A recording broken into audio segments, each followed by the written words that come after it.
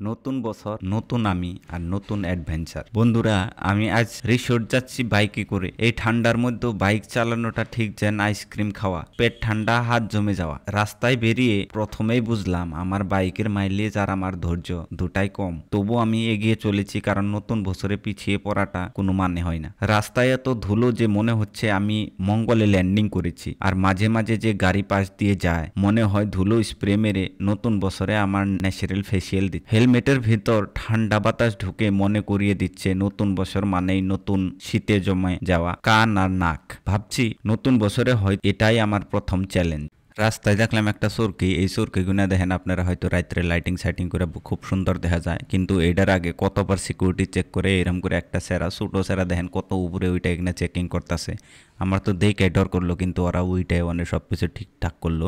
তো এটা দেখে আমার মনে হইলো যে কত কষ্ট করে ওরা এই পয়সা ইনকাম করার জন্য। তারপরে ফাইনালি আমরা রিসোর্ট পেয়ে গেলাম।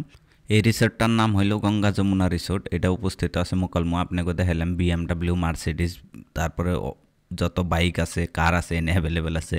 বাচ্চা বলাহান যদি আহে তেনে আরামসে এনে এনজয় করা হারবো।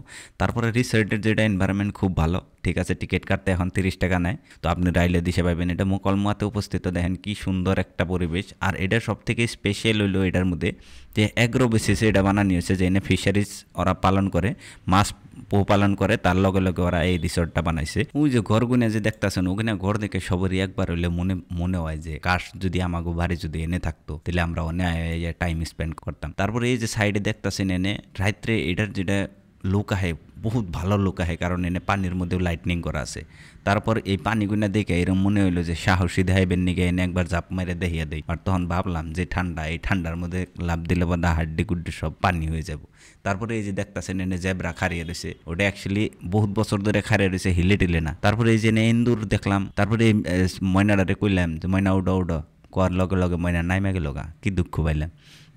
তারপরে এই বেডিটা এনে গত 4 বছর ধরে এমনি খারিয়ে রয়েছে, কোনো কাম ডাম নাই, খারিয়ে থাকে খালি।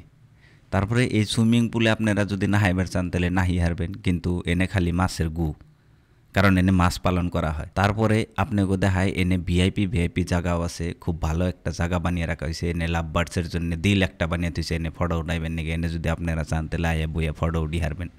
ঠিক আছে, আমরা তো কিছু নাই, তো আমরা উঠি হারম না, আপনাকে জন্য কইছি।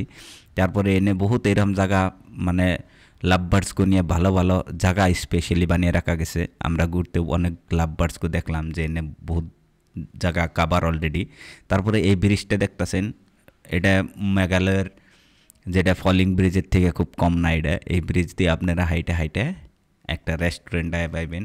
এই রেস্টুরেন্টের মধ্যে যদি আপনারা চান তাহলে খাইবারও পারবেন, কিন্তু আমরা গরিব মানুষ যেহেতু, তো আমরা খাওয়ার ভাবা হলাম না, এদিকে দেখে গেলাম গা।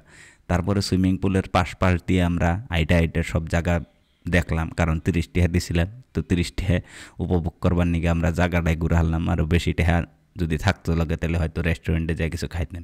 এইটা যে দেখতেছেন আপনারা, এটা হলো ভিআইপি স্পট।